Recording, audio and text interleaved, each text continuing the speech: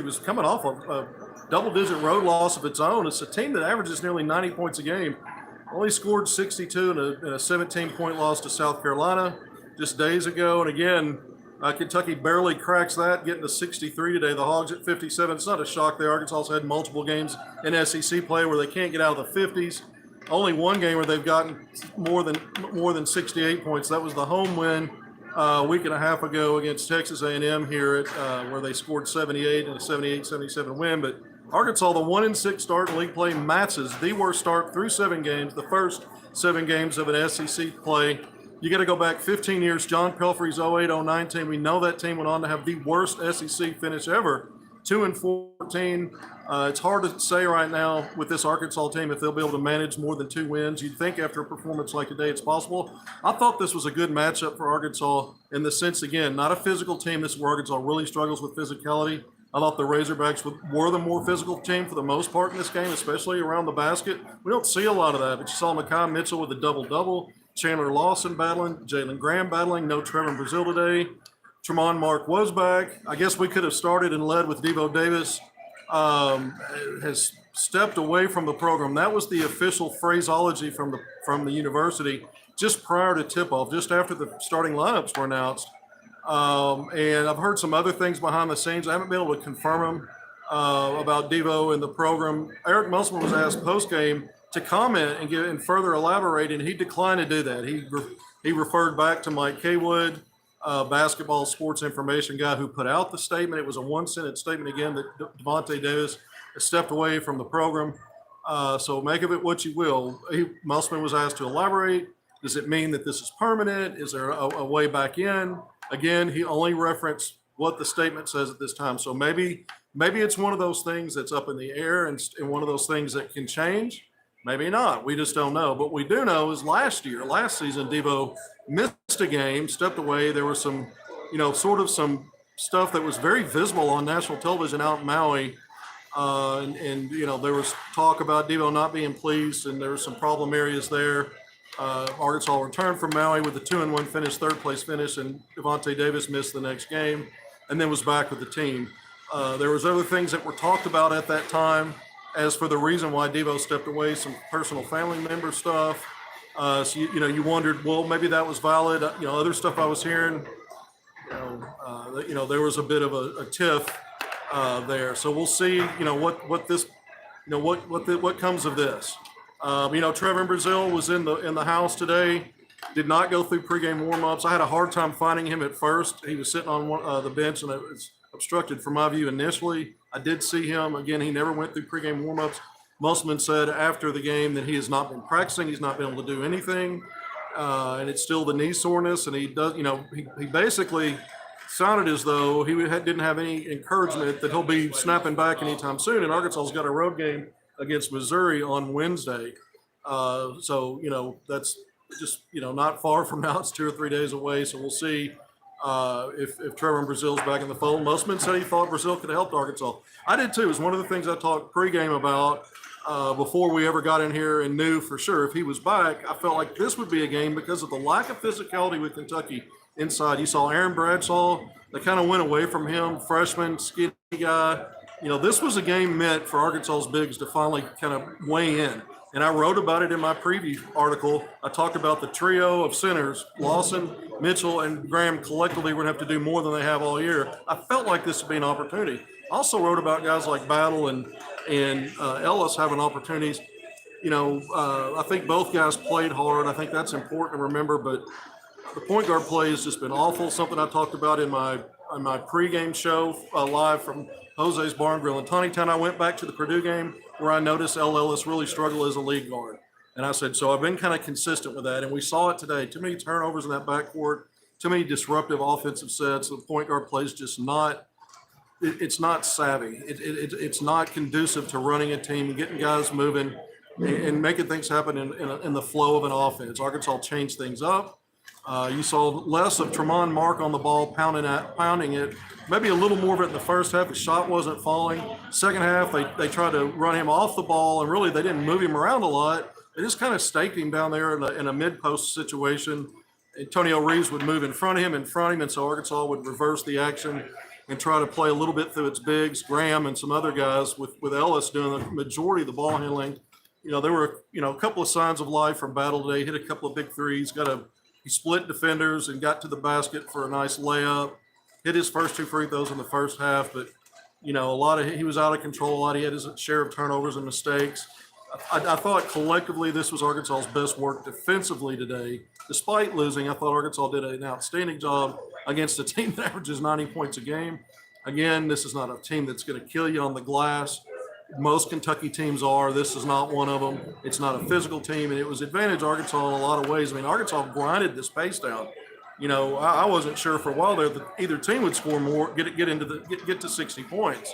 But Kentucky, again, I thought one of the biggest advantages for Kentucky in the second half, not only did Antonio Reeves get going, but a lot of that had to do with Kentucky. Reed Shepherd, the freshman guard, after going 0 for 5 in the first half, they really started to play through him more as a lead ball handler. And I thought he not only started hitting some shots, he hit his first 3 shot attempts in the second half, ends up with 14 points, 2 of 3 from 3, but he did a lot of good work driving the ball and then kicking out to some of the 3-point shooters and some of the other players for Kentucky who started knocking down some open looks. I thought Reed Shepherd playing through him was a big deal for Calipari. And again, Arkansas didn't have any answers at the point guard spot, just didn't have it.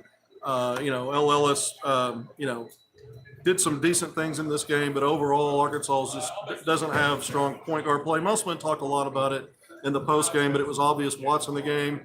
You love to see the warrior battleship of Mekhi Mitchell around the basket in the paint, defensively, getting on the glass, contesting shots. Taylor Lawson contesting shots. There were times, Graham I thought went too long without getting a rebound, but he gave Arkansas some offense here and there to keep the Hogs in it and keep Arkansas with a slight advantage. Or when Arkansas got behind a little bit, I think he scored once or twice to help Arkansas stay in it. This was not a game for Tremont Mark in his return after missing Ole Miss with migraines.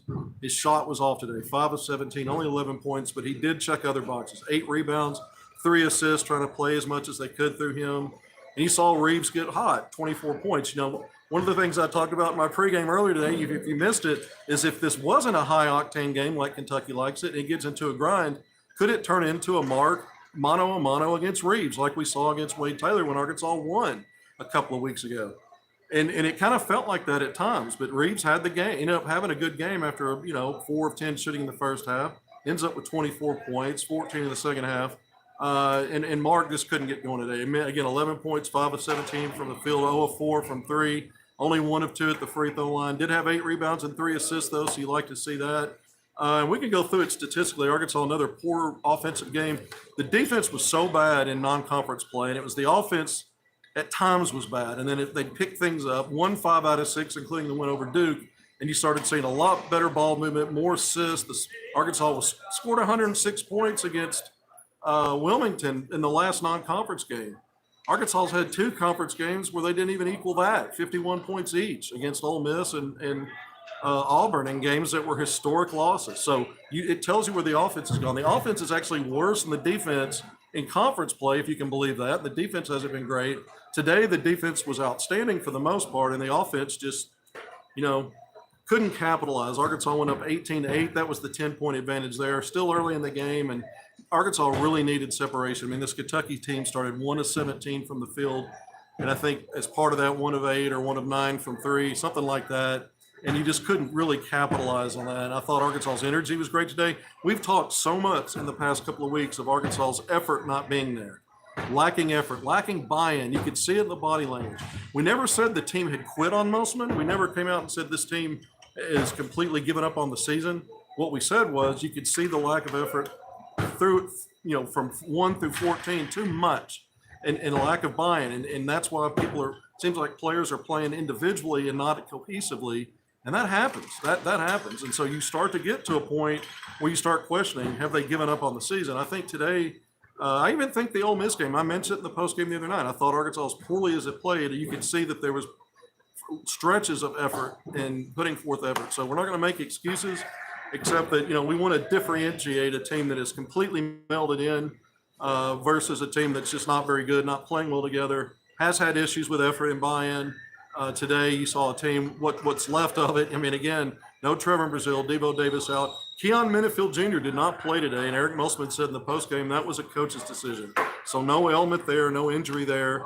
Or if there is, he didn't go there. He said it was a coach's decision. So we'll take that at face value. And so, I didn't lead with the Devonte Davis bit simply because, he's been, I use this phrase a lot lately, persona non grata in too many games lately, including at Ole Miss. In some ways, it was time to see another look and maybe some other things going. Trevor Brazil hasn't been great.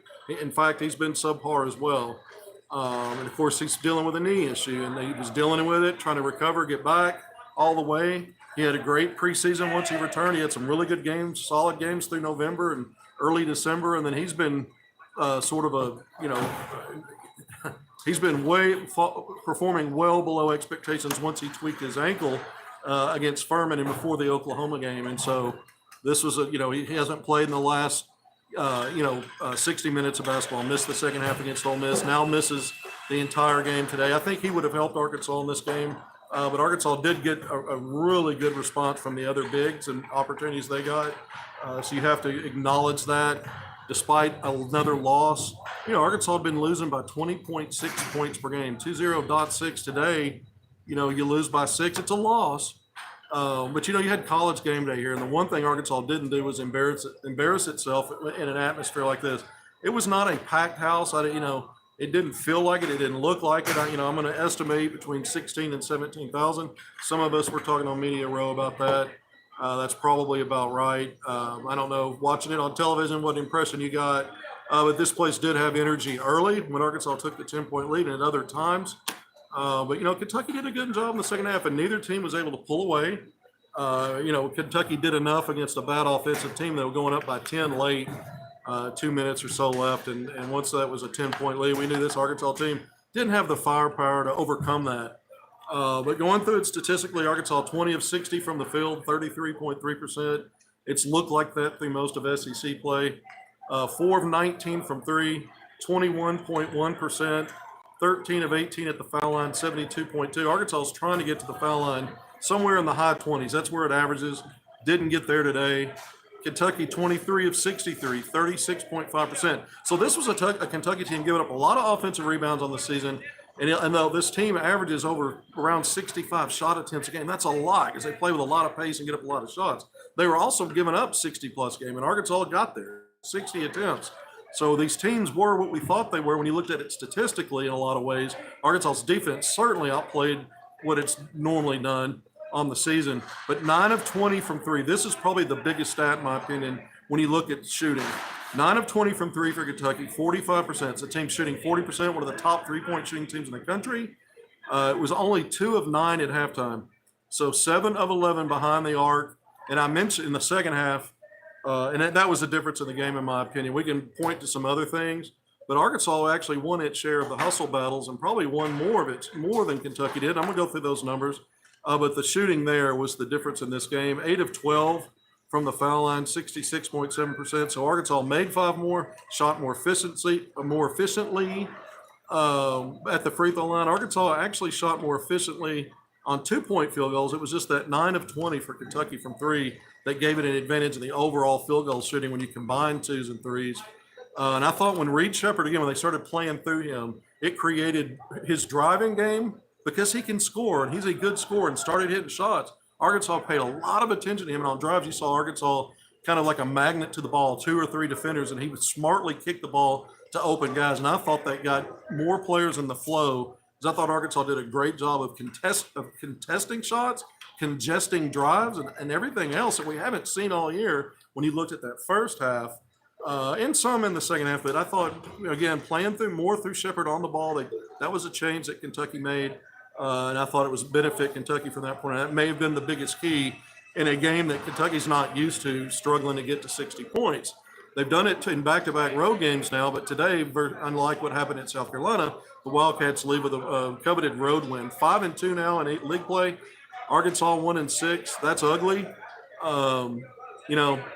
Again, Matt's is the worst start in league play through 7 games to what Pelfrey did in 08-09. That team started again 1-6, but also finished and lost more games after starting 1-6. So, each time if Arkansas continues to stack losses, we continue to say matches 08, 09 through X amount of games. So it's kind of one of those, it's a battle for the bottom. Who's going to win, this team or the Pelfrey team? You hope the Pelfrey team's the one that's standing in the end on that. You want Arkansas to start picking up wins. I've said this a lot. Arkansas needed to split games this week, as silly as that sounded. Needed to find a way to split against Ole Miss and Kentucky to not have every single game that's left, which it's 11. You're 20 games in. You're technically not even a third of the way in to your season at 10-10. You got 11 more to go. So you're technically not even 2/3 of the way in.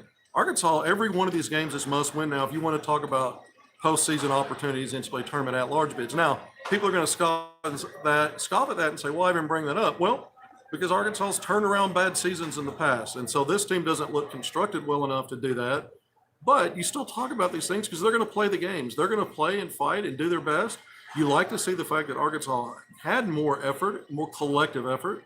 So you're going to talk about what's still out there. And what's still out there are 5 more quad 1 win opportunities when you start looking at teams like Mississippi State on the road, Tennessee at home on Valentine's Day. Not that I expect Arkansas to win these. You get a return game at Rupp Arena later on. That's going to be in March. You've got Alabama on the road. There's another one, Texas A&M on the road. So you've got at least 5 more quad 1 win opportunities if you're Arkansas. You've also got opportunities, you go to Missouri on Wednesday. The reason why everything's must win is even if you swept all 5 of those quad 1 games, it'd bring you, let's say the Arkansas did that, they'd be 6-6 in quad 1. Right now they're 1-6. But they can't afford with how bad the non-conference resume was, where the net is right now, pushing 130-ish. It may slip a little bit after this, but you can't afford losses to teams like Missouri, who are going to play twice, LSU, Georgia back at home, Vanderbilt here. Arkansas's got to find ways. So now it's must win every night, just about. And so people are saying, why you spend time on this? This season's over. It's not over. The teams are going to play. They don't tap out and not show up. So it may seem a bit academic, but at the same time, we just talk about what it's going to take. Because in the past, when Arkansas started slowly, in these last 3 years, their resumes in November and December were so good that everything after a bad start wasn't pretty much must win. It wasn't even close to that. With 11 games left, that's a lot of basketball to be making those statements. So it's another way of looking at it is that's how bad it is. And I wrote it in my post-game story, my game story. I said Arkansas's, slim at-large bid hopes pretty much all but vanished after this game, after this result today. So again, Arkansas, when you look at it, Arkansas is now 1-3. I think that's right. Arkansas's 1-3 or 1-4 against ranked teams. North Carolina was a loss. Duke was a win. Oklahoma was a loss. They were ranked. Auburn was a loss. So 1-4. Arkansas again 1-6 against quad 1 opponents. 1-6 to start SEC play. I think let's go through the other stats. We talked about shooting. I want to jump in. We're getting 20 minutes in here. Arkansas actually won the turnover battle, lost the turnover battle 13-9, and points off turnovers 12-5. That was another big stat. I talked about the 3-point shooting. We also talked about the poor play at lead guard, some of the turnovers that matriculated into Kentucky scoring. So you could point to the 3-point line. I said that's probably the biggest issue. You could argue that turnovers and points off turnovers was right there, and maybe bigger. You won at 1 and 1A maybe, so we can look at it that way. Arkansas did win the rebounding battle, 44-39. Offensive rebounds, Arkansas +3, 11-8. The Hogs doubled up Kentucky in second chance points, 10-5. And that's very rare. Usually Kentucky's a strong offensive rebounding team, gets to the line a lot, and Arkansas really struggles with that part of it. This Kentucky team is different. It's more of a finesse team and not a physical team. And I thought Arkansas won the physical battles today. That's a positive. But the matchup was there. There may not be a lot of matchups moving forward where that'll be the case. There might be some, but this was one, and Arkansas couldn't get over the hump to win this one. Kentucky outscored Arkansas, bench scoring 20-15. When you looked at points in the paint, Arkansas was actually +2 there, 30-28. Fast break scoring, Arkansas was +1 at halftime, -1 at the end of the game. So Kentucky a little better in the second half, 12-11, +1 for the total game for Kentucky. Arkansas, both are good rim protection teams. Arkansas +3 in the blocks department, 9-6. It kind of felt like that Texas A&M game where Arkansas had 9 blocks, and that was really important hustle stat that night. when everything else didn't go right on the glass in other places, Arkansas won that swap party 9-3 that night. This was a little closer, but still advantage Arkansas. Kentucky, no shock here when he looked at the turnovers. 1 steals, 8-5. Arkansas did get 5 steals. Some games they don't get that many. So, and then assists, Kentucky 13-9. Arkansas failed to get to double digits in assists. When you saw the offense tonight, when you look at the 57 points, it's easy to understand that. Arkansas 9 assists on 20 made field goals.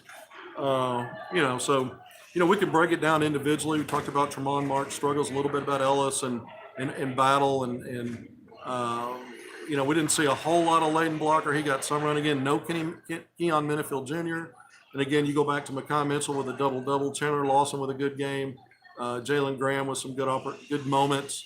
Your front line had its best game collectively with no Trevor Brazile. Again, the matchup, I just don't know going forward that you're going to be able to count on this. I keep talking about there's not an area of consistency anywhere on this team that you can bank on game to game. And so you have to keep that in mind too. Arkansas without Devonte Davis, did that have a negative impact? I don't know that it did. I don't know that it did. And Devo's been one of the best players in this program, especially when you look at postseason, when you look at all the success Arkansas's had the last 3 years, when you look at it, from not only the Sweet 16s and Elite Sweet 16, the 2 Elite Eights, but other regular season moments. I mean, he's been as big as part of the success as anybody. You hate to see this happen, and we don't know where it goes from here. We know this is an awful season. We know Devo's not had a good season, and you hope for his legacy standpoint that this isn't the end of it or he goes out this way, but it very well may be. And so I'll be one who always credits him for what he did well and what he did, what was good. And then we're probably, depending upon how this season finishes, I think we have a good feeling about where it's headed. We're going to have to weigh that in there as well. And so, we'll see and learn more about his situation. Maybe he's back with his team at some point, maybe not. You wonder how long Trevor Brazile is going to be out. Can he turn his fortunes around? Can he play better than he has, man? He's really had it rough. And then for Tremont Mark, a guy dealing with migraines, he battled today. He played really hard. I thought in the first half, his defense, he got physical. He was bumping guys. He tried some of that in the second half. I just thought Kentucky was a little more savvy about how it ran its offense. I talked about that, but the 8 rebounds and 3 assists and some of the other stuff he does, you like to see that despite a poor shooting night when Arkansas needs offense. We know they need Tremont Mark to be somewhere close to his A game, if not right on it, to win games like this, and it just wasn't there tonight. Yet Arkansas still was in position, so you look at that. But there have been too many games this year where Arkansas wasn't competitive, and maybe 5 or 6 now against quality teams where you say they were.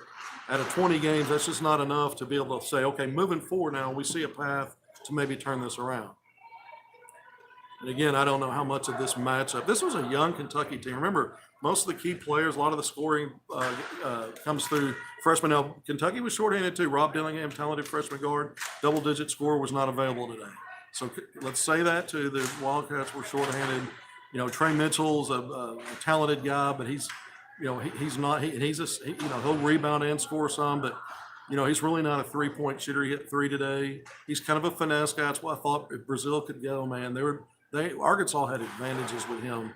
He might have gotten on track today. We'll never know because he couldn't play. And some of these other players, again, Bradshaw's a talented kid, but just wasn't up to this challenge today, I didn't think. Number 33, I can't pronounce his name. He hurt Arkansas at times. And then I thought, again, I think it really kind of boils back down to the 3 of Reeves, Shepard, and some Trey Mitchell. It was just good enough, and Arkansas really didn't have any firepower. You could argue that Makai Mitchell was Arkansas's best player today, and if you told me that would be the case coming into it, I might think Arkansas got blown out. It wasn't the case. Arkansas had a great game plan defensively, grinded this game down to a slower pace. I think, South Carolina did the same thing, and maybe Eric Musselman saw some things in addition to what you can look at any game and see the high scoring. I mean, only 2 SEC opponents so far prior to Arkansas had failed to score more than 77 points against the Wildcats. And if you're a team that's struggling offensively and to score points, you probably want to find a way not to get into a game like that. You want to find a way to grind it down, slow it down. And Arkansas, because it's not physical and because it's got so many issues, usually can't dictate tempo or pace. And today they were able to do that. The Hogs were able to do that. So, I guess if you want to point to positives in a loss, we can there. But the bottom line is Arkansas, again, 10-10 overall. 1-6 in league play. That's awful. No comments today, so I don't even know how many folks are tuned in. I think folks are getting apathetic here. Sometimes that stuff sets in. Game day was here. We talked about that. I watched the game day part 10 to 11 before they started broadcasting games around the country. Thought it was excellent. Liked what I thought it was good PR for Arkansas. And it certainly doesn't help that this was a competitive. It doesn't hurt that it was a competitive game, even despite Arkansas losing, because there might have been a lot more eyes on this game being televised on the mothership and having game day here. So you hope that's the case. You hope Arkansas left a good impression in some ways, despite where this season is headed. Arkansas had multiple recruits in the house. I was only able to release one or two names prior to tip off today. I was, or leading up to about an hour before game time. Then I started tweeting out some more names. But the headliners here, the 5-star JJ Jashawn Andrews out of Little Rock Christian Academy, 6'6" wing. Some hope, gave you some hope. Well, that's good. I got a comment there. Arkansas maybe gave you some hope. But a 5-star, national number 18 in that 2026 class. I've seen JJ play a lot of basketball in the last 2 or 3 years, and he's really started to add to his dribble drive craft, handling the ball with both hands, crossing guys up. He's very quick at 6'6", powerfully built, very quick and explosive to the basket. And then if he doesn't make the initial shot, he's springing off the ground to get that second attempt, and he gets a lot of putbacks on his own misses. So he's an aggressive guy. He's been stacking up double-doubles as a sophomore at Little Rock Christian Academy this year. And again, national number 18, 5-star, according to ESPN's updated rankings. He was in the house today. Put eyes on him. 2025, class of 2025, big guards, another 6'6", Isaiah Seeley. ESPN just updated its class of 2025 rankings. He came in at number 51, high-level 4-star guy. And yeah, I can't talk. Someone's asked me what happened to Devo. I've heard some pretty clear information behind the scenes. I'm not going to let this play out. I'm not going to go into that stuff right now. I'm just not going to go into that right now. Let's see how it plays out. We'll be able to talk more about it. Players better, but still, I couldn't read through all that. At any rate, Isaiah Seeley, this guy can play the 1, 2, or 3. Again, 6'6" big guard. Right here in the backyard at Springdale. Again, ESPN just put out the release, updated its rankings for 2025. He came in at number 51, a 4-star. But he was here. Parker Jefferson, this is an interesting player, 6'10" forward center out of Waxahachie, I hope I said that right, Texas. Now his parents, he would be a legacy if he joined the program. He's a 4-star big man, but his parents both played sports here. His mom played basketball, and his dad, I think, lettered 1 year playing football. He was a lineman, but both of his parents were Razorbacks, and I think he's got a combination of their last names. So Parker Jefferson. And last year he came with his parents on an unofficial visit, so he's been on campus at least twice, maybe 3 times now. But he was in here. He was in the house today again. 6'10" forward center, 4-star. One of his teammates, Trey Nunn, a 6'3" sharpshooter, was here. Also Waxahachie, but class of 2026. But you had multiple visitors in. You probably had 7 or 8 guys. I tweeted the names out. I didn't count them all up. Maybe 8 or so, but Arkansas has used these opportunities on these Saturday games, big stage opportunities to get players in. Again, you lose today. Arkansas's had mass visitors in for the red-white game. You don't lose that. Nobody loses that. They've had them in for the Purdue game. Arkansas won that. You had them in for Duke. Arkansas won that. You had them in for Lipscomb in North Little Rock. It's always a chance for a lot of these kids Arkansas is recruiting are Central Arkansas guys. I just mentioned J.J. Andrews. Arkansas won that game, as ugly as it was, and Arkansas had a host of visitors in for that one, including J.J. Andrews. And so Auburn was the first game where Arkansas had visitors where it got ugly. But even the 5-star that was here, 2026, Sam Funtz is 6'10", 6'11", forward center out of Germantown, Mississippi. He's a top 10 rated 5-star in the class of 2026. He didn't focus on that. He talked about how he really liked Muss's energy and loved the crowd and loved this environment. He wants to come back. Earlier today in the pregame, I talked about Jaden Johnson, a 5-star in class of 2026 out of Louisville, Kentucky. He told me just days ago, and I had a recruiting article I put out, that he's going to be in the house on another Saturday for a Saturday game, February 10th, not far away from now, against Georgia. Arkansas will host Georgia. I mentioned that earlier. It's teams played home and away this year. Arkansas lost by 10 to Georgia. Had a chance late in that game, by the way. Arkansas was at least competitive there. But Jaden Johnson's a 6'5" guard again. Louisville, Kentucky, rated top 20, 17, 16 nationally, a 5-star, talented guy. But he's looking forward to that visit. He really talked again. He brought up Muss and Ronnie Brewer, who's Arkansas's recruiting coordinator and one of the assistant coaches. He said he's got a good relationship with both and likes them both, and he likes the way Arkansas plays. I know it's ugly right now, but you have to remember, even though things look bad right now, you're still selling your program on the guys you put in the NBA, the success you've had the last few years, and how players have been able to springboard from that success, from that exposure, and that development to get into the NBA and get drafted. Arkansas's got a nice 11 players deep in the league right now when you look at all of it, and that's very competitive. I mean, it's below Kentucky and Duke, but it's right there in that next throng of teams, and so you sell that and you continue to bring them in. Yeah, you want to win when they're here, but it was a good turnout today for recruits to be in the building. Again, college game day. There are positives there in recruiting, so we'll see moving forward what this team can do. How much worse can it get? It was nice seeing Mitchell play so well. Yeah, I mean, again, the bright spots this year have not been long-lived. They've been short-lived. And I think a lot of it's matchups. I go back to Purdue and Duke. I thought Arkansas was quicker and more athletic at most positions. And I think it helped offset the fact that Arkansas is not the toughest and most physical team. They had some other advantages. Most SEC teams, you're not going to have those kind of advantages. This Kentucky team is smallish. It's got some height, but they're softies. They're not physical guys, and a lot of them are really young. Arkansas had mass experience on some of these guys, and some of their backcourt guys are true freshmen.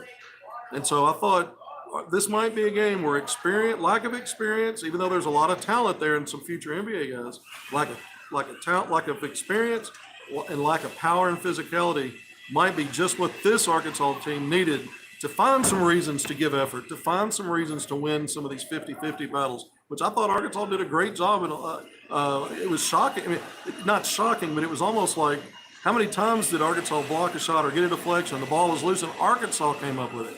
Too many times you don't see that. So, again, I'm not trying to sell you on anything that didn't happen here today.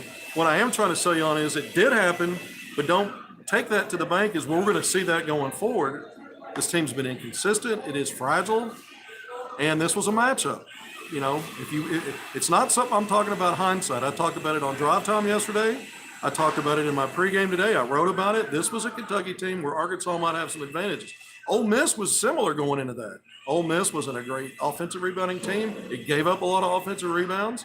It was a team that there were places that maybe Arkansas could take some advantage and find a way to stay in that game. It just never happened. Arkansas just fell apart, which we've seen so many times. And when I say let go of the rope, not that they quit, but they stopped believing that they could win. And then you start to see the effort kind of, up and down fluctuate. You see certain guys. It was just so discombobulated.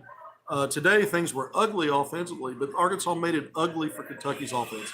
And so now you've given yourself a chance. And, again, I think Arkansas, as poorly as Kentucky started shooting, Arkansas should have done Arkansas needed to be better on offense. Whether that was a reality ever today, it never became that, but they needed to be better to build a bigger cushion. Much what happened with A&M. Arkansas got hot, had a great first half against the Aggies. Shot the ball well. That's a physical, tough team. And you saw that on the rebounding and everything else, but Arkansas moved the ball well, scored the ball well, and it was a great first half, and it was just enough of a lead.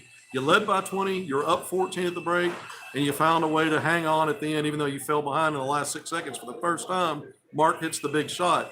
But you're in a position like that because you did have that huge first half. Arkansas just didn't have that offensively. They had a great first half defensively. When you look at the arc of the game, they did a good job defensively.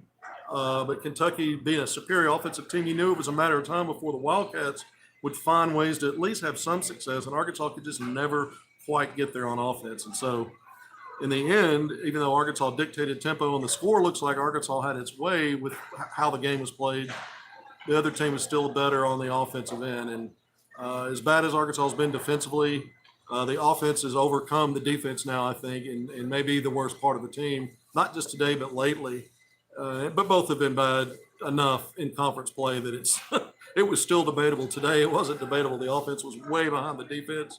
I've gone through all the stats. We talked about some of the individual performers for both teams, some of the key points in the game.